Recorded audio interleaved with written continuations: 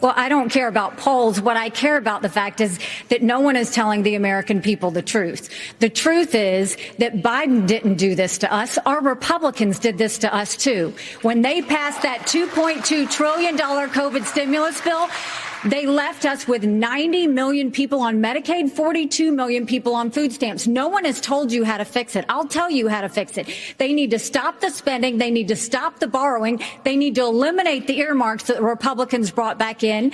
And they need to make sure they understand these are taxpayer dollars. It's not their dollars. And while they're all saying this, you have Ron DeSantis, you've got Tim Scott, you've got Mike Pence. They all voted to raise the debt. And Donald Trump added $8 trillion to our debt. And our kids are never going to forgive us for this. And so at the end of the day, you look at the 2024 budget, Republicans asked for $7.4 billion in earmarks. Democrats asked for $2.8 billion. So you tell me who are the big spenders. I think it's time for an accountant in the White House. Of Governor DeSantis that you didn't appreciate it when he initially called it a territorial dispute.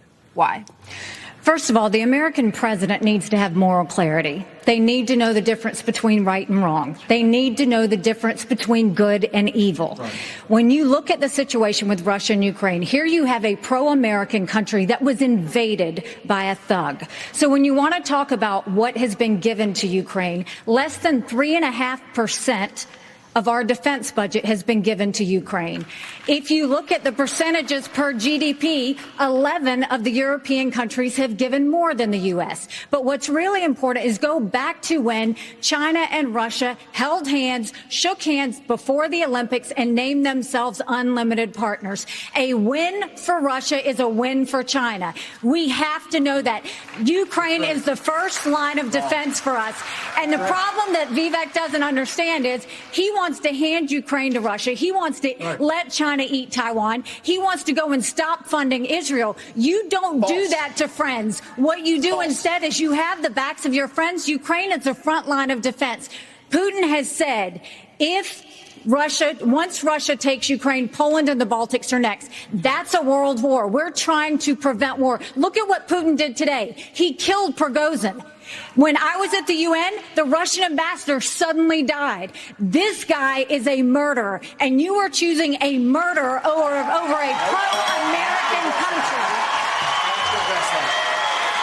First of all, Mr. Ramaswamy, you have 30 seconds. Mr. DeSantis, Nikki, I wish you well in your future career on the boards of Lockheed and Raytheon. I'm not on the boards of Lockheed and Raytheon. And Boeing came off of it, but you've been pushing this lie. You've been pushing this lie all week, Nikki. You want to go and defund Israel? You want to okay, let me address that. I'm glad you brought that up. I'm going to address each of those right now. This is the false lies of a professional politician. There you have it. Your watch, so the reality is, America less safe. You have no foreign policy experience, and it shows. And you know what? The foreign policy experience that you all have shows in the pointless wars we've gotten into. I have to address that. Several weeks ago, I dropped my husband, Michael, a combat veteran from Afghanistan, off at 4 a.m. for another year-long deployment. I watched him and 230 soldiers pick up their 2 duffel bags of belongings to go to a country they had never been, all in the name of protecting America. If they are willing to protect us from there, we should be willing to fight for America here. I will beat Joe Biden, and he knows that. I will strengthen our economy, and we'll bring this inflation down. We will put transparency in the classroom. We will secure our borders. We will have the backs of our law enforcement, and we will make sure we have a strong national security. And once again, we will make sure we have an America that is strong and proud. We have a country to save. Join us. Go to NikkiHaley.com, and let's get it done.